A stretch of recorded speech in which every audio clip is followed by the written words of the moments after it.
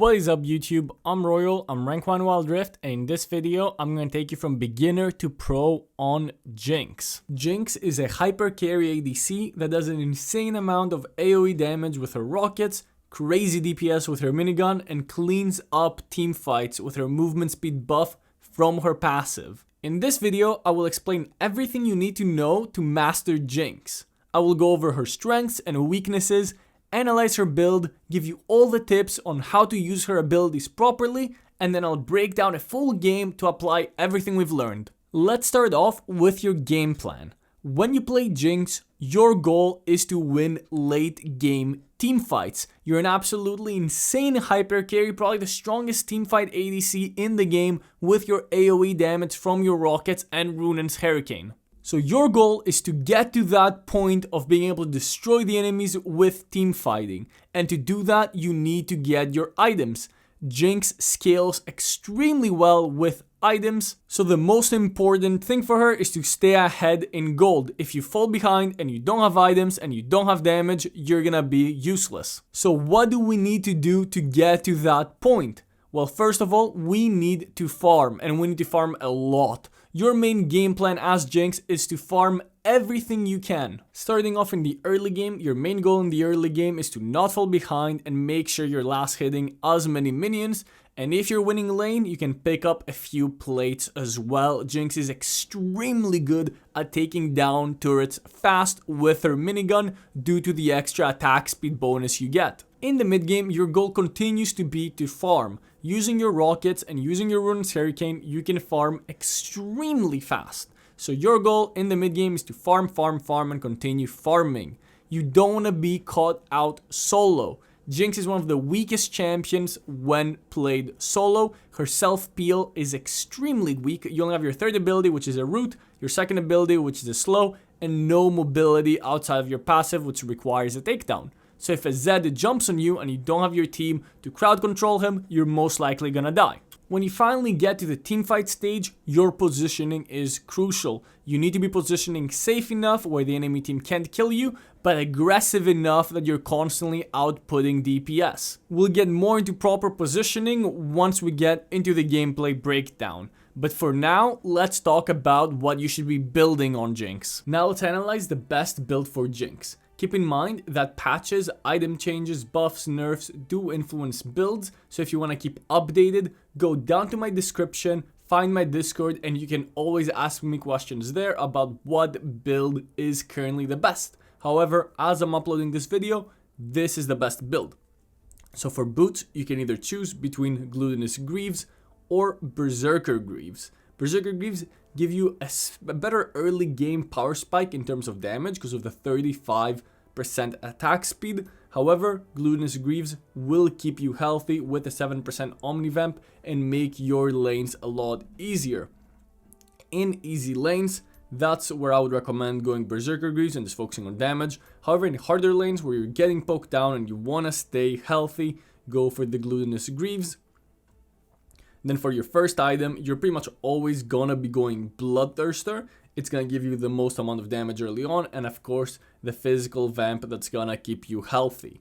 Second item, you wanna either go Runaan's Hurricane, or if the enemies are very tanky, you can go for Moral Reminder earlier for the armor penetration. However, most of the time, you're gonna be going for Runaan's Hurricane second. It synergizes extremely well with your rocket launcher and with a lethal tempo range increase. Third item, if you haven't gotten it already, you're pretty much always going to be going Moral Reminder unless the enemies have just no tanks, full squishy team, in which case you can skip it and take it as a fourth item. But as a fourth item, you definitely need to take it just because of the base armor of the champion. So it gets so high where it's always going to do the most damage. However, most of the time you're going to be taking this as your third item. Then you can go for Infinity Edge to truly maximize your damage with your rockets in teamfights. And as your last option, most of the time I go Phantom Dancer just to get that final 25% crit. However, if the enemies are super high range, you can look to go for Magnetic Blaster. Two other items are actually decently viable.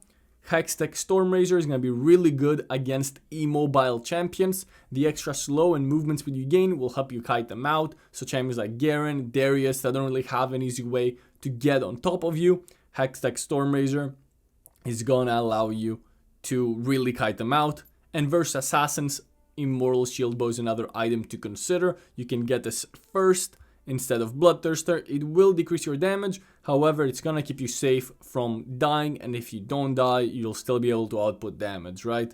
A dead Jinx will do 0 damage, so it doesn't matter if this does a little less. Finally, Guardian Angel is a great last item choice. However, you do want to get 100% crit in the late game, and since Runaan's Hurricane does not give crit, you're just gonna be stuck at 75% if you get both Runaan's and Guardian Angel. Moving on to her runes, you're pretty much always going to be going for lethal tempo. The other choices like Fleet Footwork and like Conqueror are just not going to be dealing the same amount of DPS. Lethal tempo is definitely your go-to choice. For your precision runes, you're pretty much always going Brutal. There's some argument to be made for Gathering Storm. However, you're an auto-attack based champion, you're going to be auto-attacking a lot, so the extra on-hit damage helps and it makes your laning phase quite a bit better. For your precision runes, you actually have 2 choices. Giant Slayer, if the enemies have a lot of champions that are going to stack HP. However, if the enemies don't have a lot of HP stacking champions, you're going to be going for Coup de Grace, which is going to allow you to take down those low HP enemies and get your passive up and running. Most of the time, however, the enemies will have tanks, and since your main goal is to kill the enemy frontline, you will be going for Giant Slayer. Finally, for your Legend rune, you're either going to be going Alacrity or Bloodline. Alacrity will just maximize your DPS, so this is what you're going to take most of the time. However, if you really want some extra lifesteal, Bloodline is also viable. I would recommend not getting Tenacity. With Jinx, if you get crowd controlled, you're probably going to insta-die anyway, and you're going to be going Quicksilver in those cases anyway. So you can stick away from Tenacity, either grab Alacrity or Bloodline. Lastly, you're going to be going for Bone Plating. It's the best defensive rune.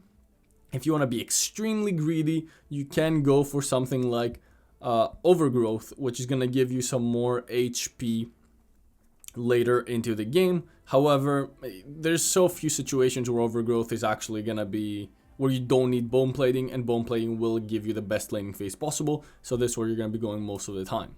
Finally, let's look at our summoner spells. You're pretty much always going to be going Flash. Flash is the best summoner spell for any attack damage carry, right? It allows you to reposition during a fight. You're always going to be taking Flash. There's no situation where you don't want to be taking Flash on Jinx. And for your second summoner spell, you can choose between Ghost, which is the more greedy choice. However, this is going to make you an absolute monster in team fights. It works super well with your passive. Every time you get a kill or takedown, it gets extended. So it's an amazing, amazing summoner spell. It's going to give you a lot of movement speed, allow you to kite bruisers, keep you safe generally, right?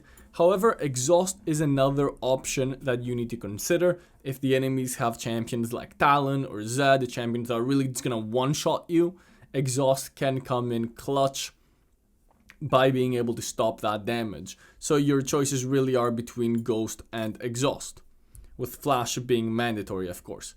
Your boot enchant is actually something I did not talk about, so let's cover the boot enchant. You really do only have 2 choices, right? You're going to be going for the Stasis versus Assassins. So if you're playing versus Zed, obviously Stasis is a must take. If you're playing versus other Assassins, the Stasis can be a lifesaver. If the enemies don't have Assassins, but they do have crowd control, then that's where Quicksilver will be the most useful. Quicksilver actually in Wildrift can be used to dodge even knockups if you time it well, right? So Nautilus ulti, Vi ulti, even Malphite ulti if you have really good reaction time. So Quicksilver is absolutely broken on Jinx and can save you from many bad situations. So this will be your go-to most of the time. However, if the enemies have low CC and a lot of assassins, then you can go for the Stasis. And that is it for the build. Now let's break down her abilities. Jinx's passive is the most important ability in her kit. Whenever you score a takedown, which is a killer assist, on a champion, epic monster, or structure, you gain 140% decaying movement speed and 12% total attack speed. However, what's really interesting is that it allows you to exceed the attack speed cap. In Wild Rift, there's an attack speed cap at 2.5 auto attacks per second, that no matter how much attack speed you get, you can't cross. However, with Jinx's passive, you are allowed to cross it, which works really nicely with getting a lot of attack speed, with lethal tempo, your keystone rune, and with items like Phantom Dancer. Moving on to her first ability, and this is her bread and butter, you get to pick how your auto attacks work. So the base form is the Pow Pow Pow minigun, which you just simply auto attack, and it stacks up to 3 times. As you can see, my attack speed increases, also because of lethal tempo, but also because of my minigun. You can gain up to 110% attack speed, which is insane for DPSing down targets. However, your range with a minigun, as you can see, is quite small, so you are quite limited. Fish Bones, her rocket launcher, does cost mana to use, so you have to be a little careful with how much you use it. However, it increases your range by 125, and this is massive. Here's the rocket launcher range, and here's the minigun range. So as you can see, it's a very massive difference, and if you're using it with lethal tempo, and you fully stack lethal tempo, you gain even higher range. So you get 125 attack range from your Fish Bones, and then you get an extra 75 range from your lethal tempo, increasing your total range by 200, which is insane. Furthermore, Fish Bones increases your attack damage, so your auto attacks are going to do 107% damage to the target and the enemies around them. So you can see as I auto attack once, the Herald and the dummies next to it also take damage. What's even more interesting is that it works with the item Runan's Hurricane. So as you can see, normally when you fire, right, you get these bolts shooting off onto enemy champions. But if you fire with Fish Bones, those bolts become rockets. And as you can see, I'm now hitting all 5 dummies. So in team fights, her first ability, mostly you want to use Fish Bones. We're going to go into that on the gameplay guide as well. But you mostly want to be using Fish Bones to begin the fight with, deal insane AoE damage. And when somebody's isolated by themselves, like a tank, you can DPS them quickly with your minigun.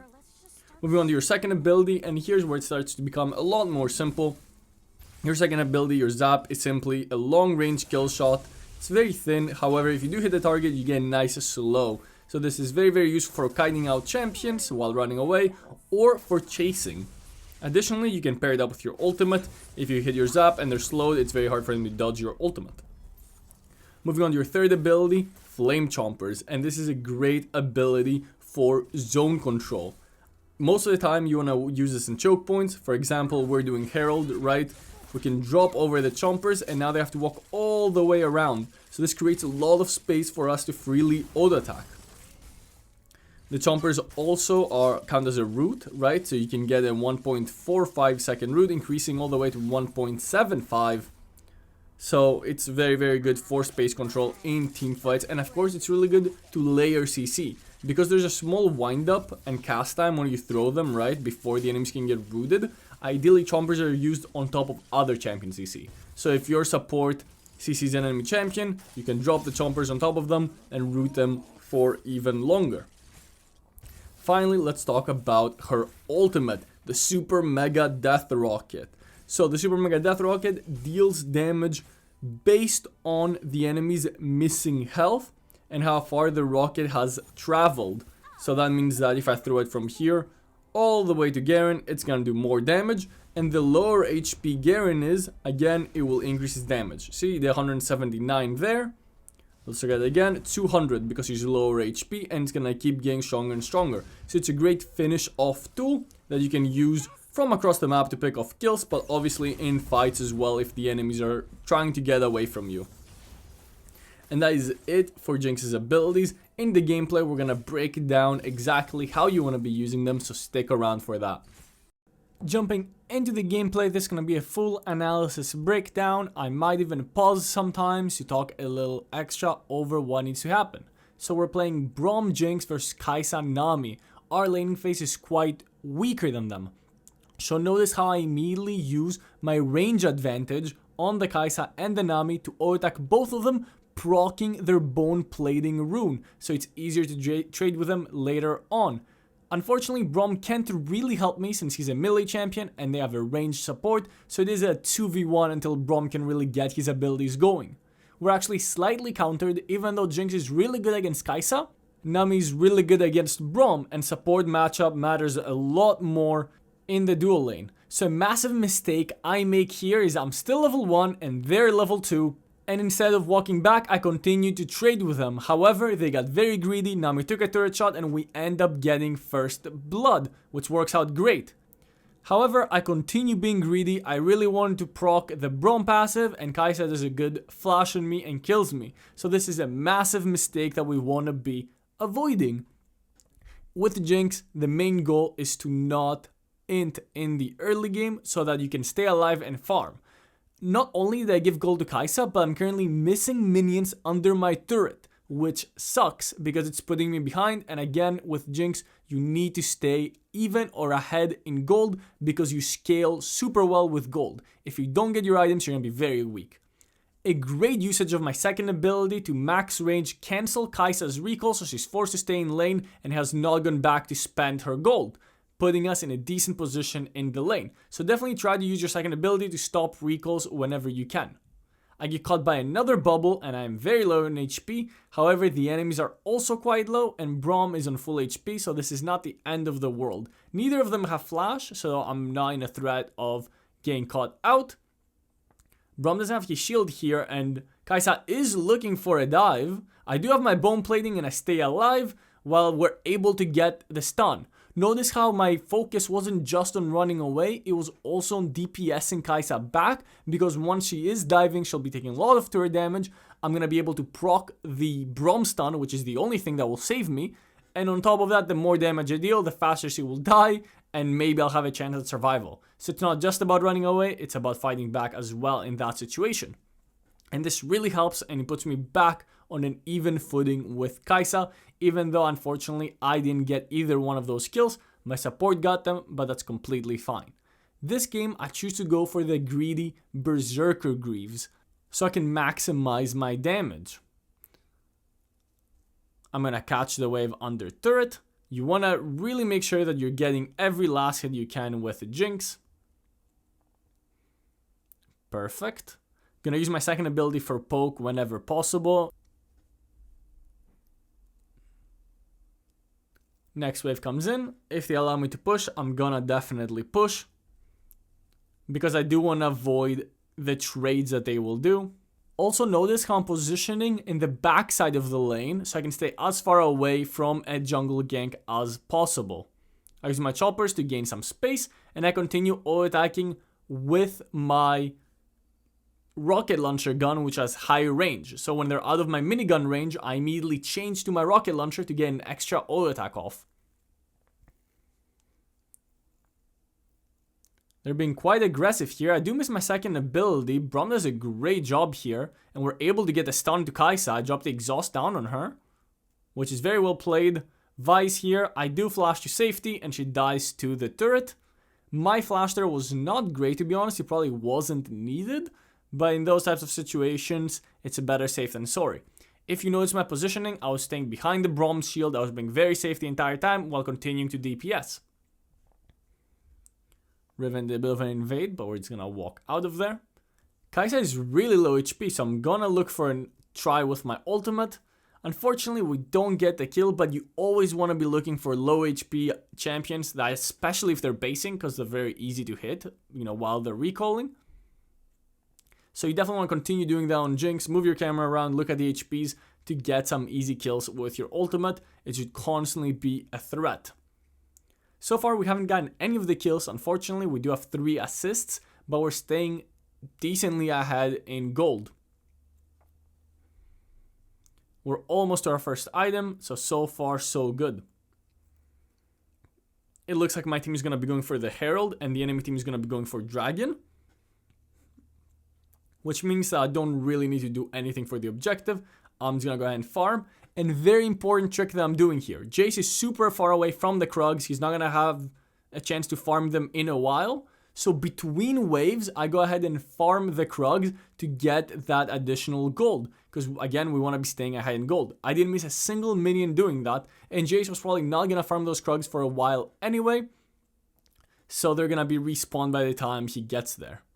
A fight is kind of breaking down mid and Nami's there. My choice is to either rotate mid or push down bot lane. In this case, since the fight has kind of stopped, I'm going to push down bot lane and try to look for platings. I'm going to punish the mistake that Nami made by pushing down the turret and getting some gold. Notice my usage of my ultimate. I actually threw it in river to scout for vision in case Riven decides to come with the Nami to gank us, allowing me to easily get a few plates while scouting out the enemy vision. That's like a more advanced way to use your ultimate, but you should keep in mind that in certain situations like this one can be very good. We saw Vi take the Rift Portal, and now we see her come to bot lane as expected. We're staying back and using our rockets since they're all clumped together to do AoE damage to all of them. Very well played from our Braum. Our positioning again was really good. We were in our max range, extremely safe, doing insane DPS with our rockets. Unfortunately, we don't get either of those kills and we're 0, 1, and 5, but that's alright.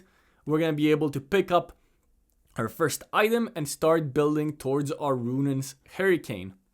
So now that we do have our first item, our Bloodthirster, and we do have some lifesteal, we are allowed to go for a little more aggressive trades because we should be able to heal back up using the Bloodthirster. As you can see now, every time that I'm going to auto attack, I'm going to get a bunch of health back. So these trades are okay for us. Braum has now used all of his abilities, so he has cooldown, so I'm making a mistake by walking up here to get a few extra auto attacks because Braum has no way of protecting me. So I was definitely overreaching from me, and Vi is now gonna come gank me and definitely kill me. So the main mistake I made there is I didn't take into account Braum's cooldowns, and I took a really bad trade, giving an opening for the enemy team to dive me. It looks like the rest of my team is not doing so hot either. We lost mid tower and my top laner got solo killed. So that's definitely not ideal. But my death was definitely on me. I took a bad trade because Braum did not have his abilities up, which I should have known because I just saw him use them. And the enemy team does a great punish with that dive. Starting in the mid game as of right now, it's okay for me to go mid lane as well. I'm going to farm mid lane. I do kind of want to farm these raptors, but Jace is here, so I'm going to let him have them since he's a jungler and he gains more gold for them. So I'm going to go farm my bot lane. Again, our main goal going into the mid game, now that the first turrets have fallen, is to get as much gold as we can and to get some turrets too, right? The enemies have gotten 3 turrets, we haven't gotten 0 turrets. And of course, I don't want to be by myself, I want to be sticking with my support or somebody that can save me in case something like this happens. Riven jumps on me, I get the exhaust pretty late because I was watching elsewhere, but Braum is able to jump in, get the stun off, I get my flame chompers on, we CC her, and I'm able to get the kill. I will get the turret and I will immediately base so I can recall before the enemy team can get to me. It looks like Braum didn't do that, so he's probably going to be going down, but we're going to base, get our items, and run to Braum to hopefully be able to maybe save him. Unlikely that we're going to save him. We're just going to poke as much as we can with our abilities, but we need to stay safe. No one is with us, and again, when you're playing Jinx, you don't want to be solo. You saw how easy it was for the Riven to pretty much almost one-shot me. Braum was barely able to save me, so we definitely don't want to be by ourselves. Now that I'm by myself, it's because I see everyone else on the map. We see Darius just go top, we see Riven top, we see Vi top, we saw Kai'Sa mid, so we're very, very safe here. I'm gonna base and get my Runaan's Hurricane and get back to farming. Unfortunately, my team has gotten caught out in the top lane, but that's a-okay. We're gonna go back and farm mid. Dragon is spawning in a little bit. Unfortunately, my whole team died, so it's gonna be hard to contest if the enemies run straight there. I'm just gonna go drop some vision because they were all topside, so it's unlikely that they're starting it right away. Maybe we can contest if my team can come in time. We're gonna go farm mid. Oh, Riven flashes on us, so we're gonna need to flash away. Braum saves us once again. Thank you very much, Braum. I'm just gonna lifesteal with the raptors. We did trade flash for flash. It's not the end of the world, but my flash is more important. Unfortunately, we're not gonna be able to take the dragon. I did try to maybe steal it with my ultimate. However, we're not gonna be able to take it. I'm waiting for my whole team before I start attacking Kai'Sa. Now that Braum is here, I do feel a lot safer. We're gonna pick up these minions and go base. We're gonna start building towards our Mortal Reminder, getting Executioner's Calling first. Some anti-heal is always useful, especially versus Nami. Darius heals quite a bit, and of course we're able to proc it on many champions using our Runan's Hurricane and our AoE rockets. Gonna go farm bot lane. And now we'll transition over to the mid lane. I actually see pretty much all of the mid, so I'm gonna be a little greedy here and push for another wave. I do have Braum behind me as well, so if it's only Darius, we should be okay. Gonna clean up one more wave. And now that I see them coming, I'm definitely gonna back off. I'm not gonna be greedy with my pathing, especially when I don't have flash up, so I'm gonna go all the way around when I can. And now we're getting into the first true team fight of the game. So Vi immediately engages onto us, but my team is here to support me, and now Braum is tanking and creating a lot of space for me to auto-attack with my rockets. I'm slowing all of them with red buff, and once we get our first kill and our first reset, we're able to run away from the Riven, exhaust her, and now we're just so fast, and even with the Vi hitting us, we're just able to completely outmaneuver her by running away because we're just so fast, and we're able to pick up a quadra kill, completely changing the tide of the game. And this is what Jinx is so good at. If you notice my positioning in that team fight, I am remaining extremely safe while doing max damage with my rockets and slowing everyone with red buff. This is what Jinx is so good at, and allows us to win a huge team fight 5-4-0 and get the Baron buff. This puts us completely back into the game. We were behind before this, and now we're slightly ahead. And of course, when Jinx is ahead, she's an absolute menace. Because what you really need in team fights is to get that first initial kill. And then as you saw with my passive, I'm able to outmaneuver the enemy team that's trying to chase me. I'm just way too fast. And of course, using exhaust when the Riven jumps on me. Now using the T-Hex, we're just going to be able to push down mid. I have flash up so I can position more aggressively, and I'm using my max range rockets to poke the enemy team as much as you can. Whenever you have so much space like this, my team has created a lot of space for me, I'm able to walk up and auto attack. But you always need to be careful when doing this to not get caught out. Especially since we don't have Quicksilver yet for the Vi ult. So at this point in the game, it's all about spacing. Having enough space to auto attack the enemy team. As the more space my team creates for me, the more I'm able to auto-attack, the easier these team fights are gonna be. So I need to remain safe and max range auto-attack the enemies, getting that insane AoE rocket damage. And again, whenever they step up, I can use my superior range to do a lot of damage. We're able to get 2 turrets with a Baron buff, and that should be more than enough for us. We don't need to be greedy here. We're just gonna go to a safe space and recall. We're gonna pick up our Quicksilver, so now we counter the Vi ult. So even if we do get Vi ulted, we should be able to Quicksilver in time. And we're gonna be very safe. And again, I'm gonna continue to farm, right? Whenever I see an opportunity to take a jungle camp to farm minions, I'm gonna take it. It's important to continually farm even now until we're max build, right? I'm asking my team to group, since we're way stronger together. And we need to deny this dragon. The enemy team already has 2 dragons, so one more will give them the soul. So that's something we want to deny. I'm gonna go ahead and take the red buff, and again, I'm gonna farm the raptors. I'm continuously farming throughout the entire game. Red buff, extremely good with our rockets, getting that AoE slow on the entire enemy team. Push down mid lane, get mid lane priority. Vi's kind of looking for engage, but we do have this area very surrounded. They're gonna go from the bottom side, so I'm gonna use my chompers to block off that choke point, making it impossible for the enemy team to even attempt a steal.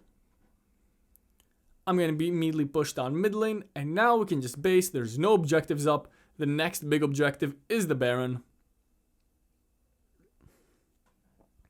We're getting a little closer to our Infinity Edge, and once you do have Infinity Edge, your damage is just out of this world.